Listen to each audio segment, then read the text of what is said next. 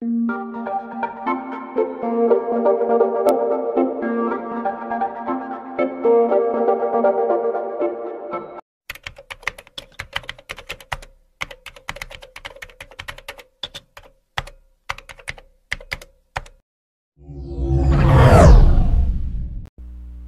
3 buwan na siya dito sa Australia at aaminin niya na naging tahimik at payapa ang buhay niya. 1 buwan na lamang manganganak na siya. Nagsasend pa rin siya ng mga pictures ng ultrasound niya kay Damian pero pagkatapos nun, ibablock niya na ito ulit. Hindi niya to binibigyan ng pagkakataon para kumustahin siya. Ayaw niya rin tong makausap. Isa yon sa paraan para mabilis na itong makalimutan. Next week, balak niya nang umuwi dahil sa Pilipinas niya gustong manganak kasama ng mga magulang niya. Napangiti siya na maramdaman ang paggalaw ng anak niya sa loob ng sinapupunan. John Daniel, yon ang gusto niyang ipangalan sa magiging anak niya. Masaya niyang hinawakan ang malaki na niyang tiyan. Sandaling panahon na lang anak at makakasama at mahahawakan na kita. Masaya rin siya para sa sarili dahil unti-unti niya nang natututunan lahat ng mga pagkakamali niya noon. Proud na proud siyang sabihin na hindi na siya ang dating Jane na immature, selfish at irresponsable na laging sinasabi dati ni Damian sa kanya. Gusto niyang maging proud sa kanyang anak niya pagdating ng panahon. Habang nandito sa Australia, pinag-aralan din niya ang business nila ng daddy niya through online. Dahil sa muling pagbabalik niya, handa na siyang tulungan ng daddy niya. Jane, a week from now, uuwi ka na. Are you ready? Nag-aalalang tanong ng tita Joanne niya. Tita, don't worry about me. I'm okay. Ngiti niya rito. Are you ready to see him? Mabilis siyang ngumiti dito. Tita, kaya ko na po siyang harapin ngayon. Di na po akong tulad ng Jane na mabilis matunaw sa simpleng tingin niya lang. I will always love him, pero natuto na ako. Kami lang dalawa ni John Daniel ay sapat na para sa akin. Ngiti niya rito. Sa pagkakataong to, marami siyang natutunan sa buhay. Kaya naman pala niyang mabuhay nang wala si Damian. She will still able to survive. Masakit man malaman na hindi niya mabibigyan ng kompletong pamilyang anak niya, pero pinapangako niya, bubusugin niya ito ng pagmamahal. That's good to hear, Jane. Mamimiss kita. Wala na naman akong kasama dito sa bahay. Malungkot na sabi nito sa kanya. Tita, I told you, sumama ka na lang sa akin pauwi ng Pinas para makita mo rin sina mommy at syempre ang baby John Daniel natin, ngiti niya. Don't worry, Iha. Tatapusin ko lang ang mga dapat tapusin dito at susunod ako sa inyo sa Pinas. Hindi ko yata matitiis ang apo ko. Thank you, Tita, for welcoming me here. I will surely miss you. At mahigpit itong niyakap. Seryoso siyang napatingin sa kawalan habang yakap-yakap ito. Few days from now, haharapin niya na ang bagong yugto ng buhay niya. She needs to be really strong for her child. Mabilis pang lumipas sa mga araw at ito na ang araw ng pag-uwi niya. Nakangiti siyang sinalubong ng mga magulang niya sa airport.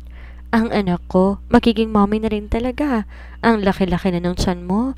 I miss you so much, anak. Salubong ng mommy niya sa bayakap. I miss you too, me. At humarap naman sa daddy niya. Dad, how's your flight, anak? Tanong ng daddy niya sa bayakap din sa kanya. Okay naman po, Dad. Wala naman pong aberya. Ngiti niya rito. She felt really happy na naging okay na sila ng daddy niya. Mula kasi na magpunta siya ng Australia, feeling niya mas naging close pa sila nito. Panay kasi ang video call ng mga ito sa kanya. Are you ready to take over our business kapag nanganak ka na? Yes, Dad. I am much ready. Lalo na ngayon, gusto kong magsumika para kay John Daniel. And thank you so much, Mom and Dad. Kahit nagkamali ako, buong puso niyo pa rin akong tinanggap. Ngiti niya sa mga ito. No worries, anak. You will always be our princess. Ngiti sa kanya ng daddy niya habang nakatingin sa salamin ng kotse. Kasalukuyan na silang pauwi ng mga oras na yon. Ilang minuto lang nakauwi na sila. Sa muling pagtapak niya sa kwarto niya, muli na namang bumalik sa kanya ang mga alaala ni Damian. Inaamin niya sa sarili niya na hindi na mawawala sa sistema niya si Damian, pero kaya niya na ngayon kontrolin ang sarili niya. Maybe she really realized her worth dahil rin sa anak niya. Dahil sa buhay, kailangan mo rin palang magtira ng para sa sarili mo. Ngayon, malaya na siyang nakakangiti ng walang bahid ng hinanakit. Nang akmang bubuksan niya ang closet para ayusin ang mga gamit niya, nagulat siya na makakita ng nakalapag na picture sa may gilid. Dahan-dahan niya itong iniangat at biglang natutop ang bibig nang makita yon. This is the second ultrasound picture she had. Yon ang mismong picture na hiningi ni Damian sa kanya noon. Nang tingnan niya ang likuran noon, napasinghap siya sa nabasa. Dear my little one, this is the very first time I saw you, and guess what? Daddy was so happy. It feels that I'm the luckiest man in the world. I promise to love and cherish you for the rest of my life. I am much sorry if I always make your mommy cry. Don't worry, anak. I will fix everything, and I promise that we will become a complete happy family. We are so excited to meet you. Love, Daddy. Paano napunta ang litratong yon sa may cabinet niya?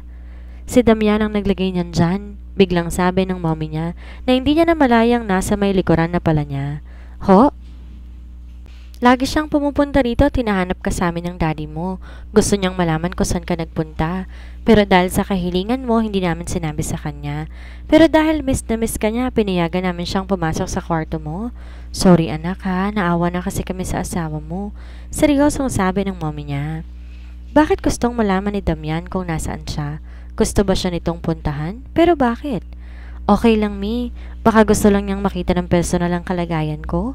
Ngiti niya rito. Pero ilang sandali lang biglang naramdaman niya ang pagkirot ng tiyan niya.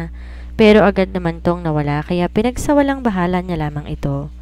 Agad naman itong tumango. By the way anak, let's go. Your daddy is waiting for us. Sa labas kasi sila kakain ng mga parents niya. Nasa loob na sila ng sasakyan na makaramdam na naman siya ng matinding pananakit ng tiyan. Mi? Why anak? Do you need something? Ngiti ng mommy niya. Mi, masakit. Napapangiwing sabi niya. Ha? Biglang nagbagong ekspresyon nito. Bigla siyang napasigaw sa loob ng sasakyan. Mi, mahanganak na yata ako.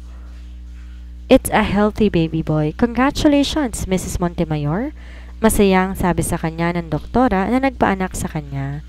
Nang itabi sa kanyang anak niya, yun na yata ang pinakamasaya at pinakamagandang bagay na nangyari sa buong buhay niya. Agad na tumulo ang mga luha niya. Nahanginig niya itong hinawakan. You look exactly like your dad, anak. Nakangiting bulong niya rito. Kamukhang kamukha ito ni Damian. Hindi na siya magtataka dahil sobrang patay na patay siya rito noon. Ilang oras din siyang nanatili sa recovery room bago binalik sa pribadong kwarto niya. Nakangiti ang mga magulang niya habang hinihintay siya, pero nagulat siya na makita ang isa pang tao na naghihintay sa kanya. It's Damian. Mabilis namang napawi ang ngiting iyon. Agad siyang inasikaso ng mommy niya bago nagpaalam na lalabas. How are you? Tanong ni Damian. I'm good. Bahagya niyang ngiti dito. You're brave. Thank you. Seryosong sabi nito sa kanya. Thank you for what? Takang tanong niya. Thank you for giving me a son. Salamat. Sa kabila ng lahat ng sakit na idinulot ko sa'yo, hindi mo ipinagkait sa akin ang anak ko? Seryosong sabi nito sa kanya habang diretsong nakatingin sa mga mata niya. It's all in the past. I've already learned my lesson at hindi ko kailanman naisip na ilayo sa iyong anak natin para lang magiganti sa'yo. And besides, malaki rin ang nagawa kong kasalanan sa'yo sa inyong dalawa ni Natasha. Yeah, you are so different now. You've already grown up. Ibang-iba sa Jane na kilala ko noon. Do you have anything else to say? I don't want to sound rude pero gusto ko sana munang magpahinga. Iwas niya ng tingin dito. Yeah, I'm sorry. I'd better go. I'll just look for our son in the nursery. Rest well, Jane. At mabilis na rin tong tumalikod at tumakbang. Pero bago to tuluyan makalabas, sobarap pa ito sa kanya at nagsalita. I am so happy to know that you are finally back. Ngiti nito sa kanya at mabilis na rin tong lumabas. Pagkasara ng pintuan, napabuntong hininga siya.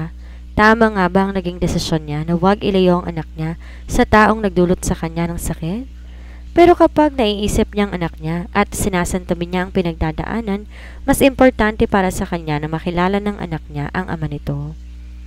Kinabukasan, nakauwi na rin sila ng cute na baby niya. Hanggang ngayon, hindi pa rin siya makapaniwala na totoong mommy na nga siya. Nagulat siya na makita ang inihanda ng mga magulang niya na nursery room. Agad siyang nagpasalamat sa mga ito. Nang ibaba niya sa crib ang anak niya, himbing na himbing ang tulog nito.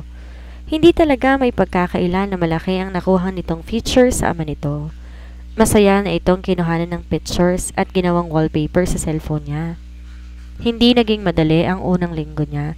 Ganito pala kahirap pero masarap ang maging isang ina. Ayaw niyang kumuha ng yaya dahil gusto niya, personal niya munang maalagaan ang anak niya. Kasalukuyan niyang pinapadede ang anak nang may kumatok. Sa pag-aakalang ang mommy niya yon, hindi niya na pinagkabalahang takpan ng dibdib at pinapasok na ito. Napayuko siya at napatingin sa anak niyang mukhang sarap na sarap sa pag-inom ng gatas at napapangiti pa. Nang bigla siyang magulat nang makarinig ng tikhim.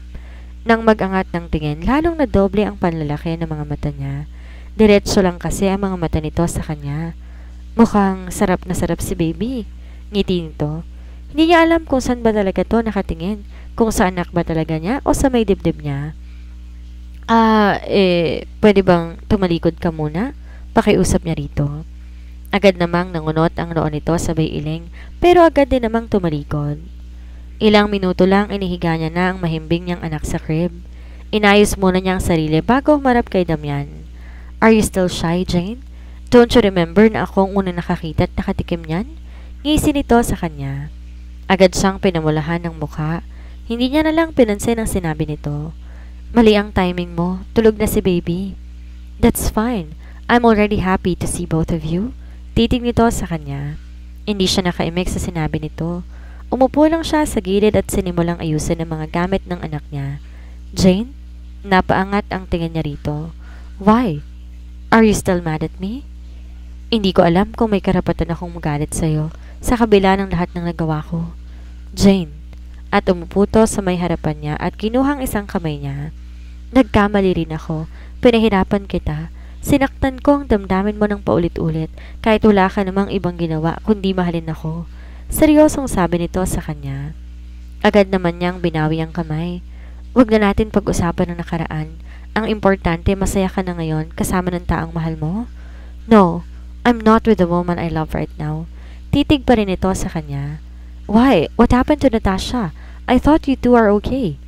Magmula nang umalis ka, na-realize ko na parang biglang may nawala sa buhay ko. I feel incomplete. Parang may kulang. At hindi nito inaalis ang pagkakatitig sa mga mata niya. May kukunin pa pala ako sa may ibaba. At tumayo na siya, pero mabilis siyang nahawakan ni Damian sa may bewang at nahila pa upo sa may kandungan nito. I miss you, Jane. Mabilis naman siyang tumayo nang para siyang mapapaso sa hawak nito at mabilis siyang lumabas. Pagkasara ng pintuan, ramdam niya ang pagbilis ng tibok ng puso niya, pero mabilis niya rin tong pinagsawalang bahala. Bumaba siya kahit wala talaga siyang kukunin o gagawin. Gusto lang niyang makaiwas kay Damian.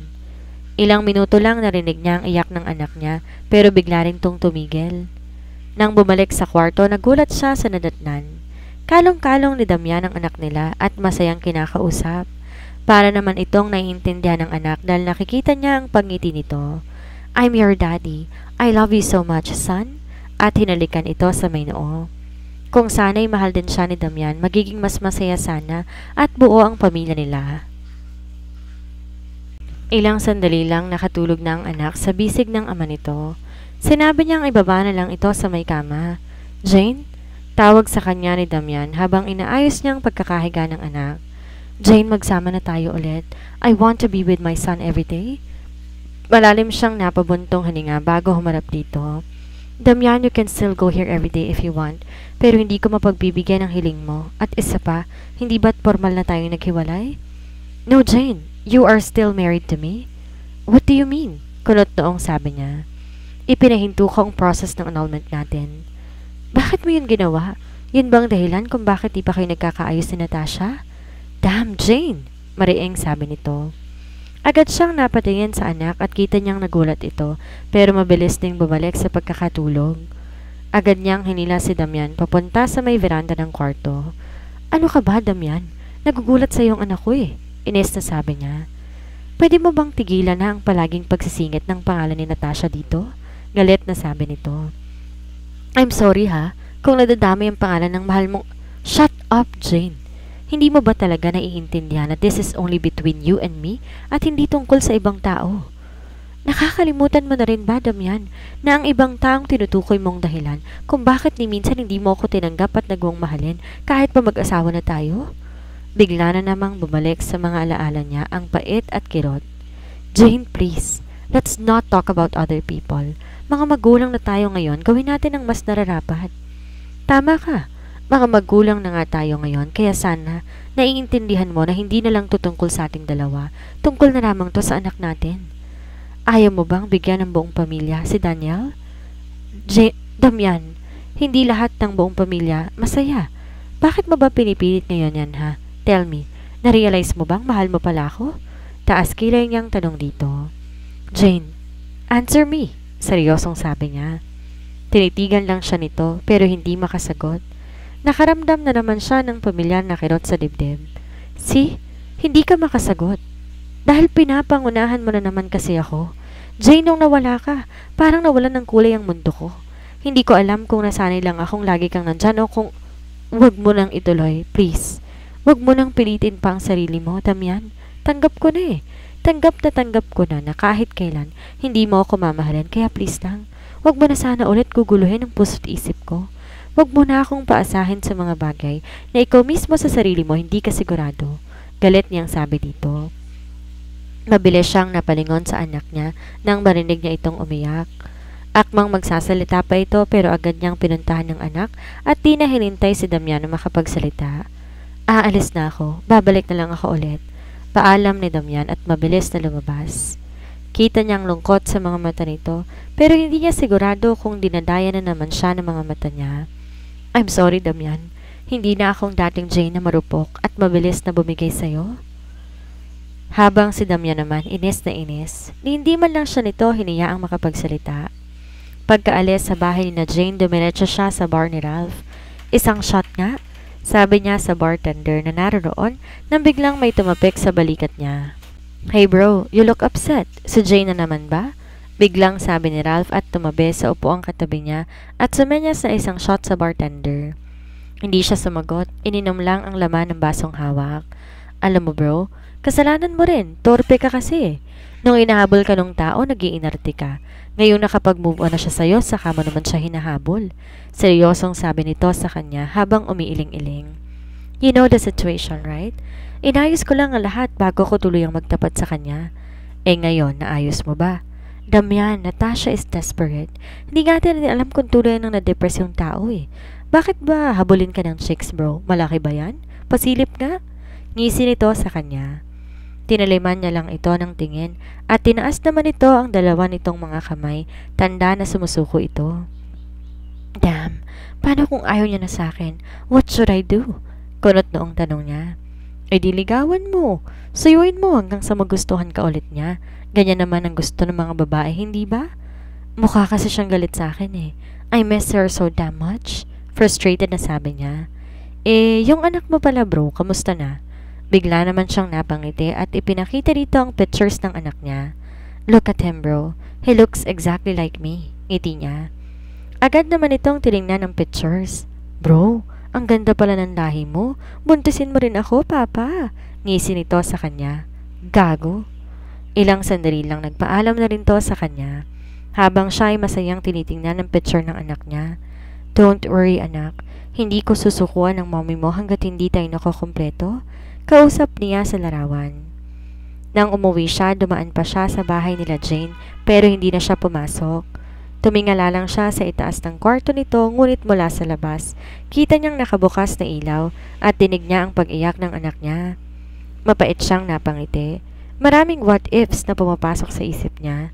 Kung maaga niyang pinagtapat kay Jane ang nararamdaman niya, masaya sana sila ngayon habang nasa loob ng kwartong yan. Hindi niya namamalayan, tumutulo na pala ang mga luha niya. Ang laki niya kasing gago. Nang mahimasmasan, mabilis na siyang umuwi sa condo unit niya. Pagpasok sa kwarto niya, mapait siyang napangiti. Kung dati, punong-puno yon ng pictures ni Natasha, ngayon punong-puno yon ng mga larawan ni Jane at mga ultrasound pictures ng anak nila. Ito ang nagpupuno sa pangungulila niya para sa babae at anak nila. Kinabukasan, maaga siyang pumasok sa restaurant dahil gusto niya agad mapuntahan si Jane at Daniel mamaya. Agad siyang napangiti ng maalalang anak. Iba palang pakiramdam kapag nakarga at nakita mo na ang sarili mong anak. Nang may biglang kumutok at pumasok, nakangiti pa rin siya. Good morning sir, ang ganda po ng ngiti natin ah. Baling sa kanya ni Bianca. Yes, she's here, ngiti niya rito. Agad namang nanlaki ang mga mata nito. Talaga po sir? Nakauwi na si Jane? My gosh! Sasabihin ko to agad kay Brian para... No need. Seryosong sabi niya. Bakit po? Kulot noong tanong ni Bianca sa kanya. Of course, he's gonna come over and see Jane and my son. I don't like that idea. Inis na sabi niya. Naiinis na isiping nakangiti nitong sasalubungin si Brian habang sa kanya malamig ang pakikitungo nito. Marahan lang na tumango si Bianca na tila napipilitan. Pagkatapos itong ipapirma sa kanya ang para sa mga supplies, lumabas na rin ito. Nang buksan niya ang laptop niya, napangiti na naman siya. Halos lahat yata ng pwedeng paglagyan ng picture ng mag-ina niya, nilagay na niya. Pinapangako niya, gagawin niyang lahat mapaamo lang muli ang asawa niya. You're always mine, my wife? Kinabukasan, nagulat siya sa mga naging bisita niya. Bianca, Bri! Salubong niya sa mga ito. Mabilis niyang niyakap si Bianca. Jane, nanganak ka ba talaga? Bakit ang sexy-sexy mo pa rin? Congrats! Ngiti nito sa kanya. Isang simpleng ngiti lang sinagot niya rito at agad na napatingin kay Brian. Kamusta ka na, Jane? Agad naman siyang napangiti. Eto, mas okay na kasi dinalaw niyo na ako. Good to see your smile, Jane. Ngiti ni Brian sa kanya at ibinigay ang hawak itong bouquet. Congratulations, mommy ka na. Salamat sa inyo. Pasok pala kayo. Munti ko nang makalimutan. At inimbitahan ng mga to sa loob ng bahay. Nasaan na si baby? Tanong ni Bianca. Agad naman niyang sinama ang mga to sa may kwarto niya sa itaas. Agad nanggigil si Bianca na makita nito ang anak niya. Wow! Super cute and gwapo naman pala nitong anak mo, Jane. Aba, kanina pa ba magmamana? Ngiting sagot niya.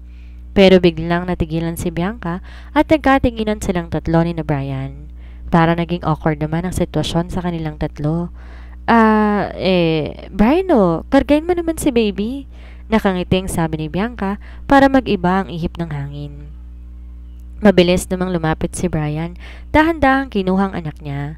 Mukhang takot na takot pa ito sa umpisa, pero napangiti ng ganap na mahawakan ng anak niya. Uy, Bri, bagay mo. Ngiting biro niya dito na ikinailing na lang ng lalaki. Jane, pwede bang makigamit ng CR? Medyo sumama kasi yung tiyan ko eh. Nahihiyang sabi ni Bianca. Agad silang natawa ni Bri at tinuro ang CR. Nakangiti siya habang pinagmamasdan si Brian na hawak-hawak ang anak niya. Lumapit siya rito at pinunasan ang tumutulong laway ng anak. Wow, Brian at Jane, mukha kayong isang buong pamilya. Bakit di na lang kaya... Are you saying something, Miss Dizon? Biglang sabi ng kusino kay Bianca. Nang mapalingon sila, nagulat siya na makita si Damian sa may tabi ng pinto. May mga bisita ka pala.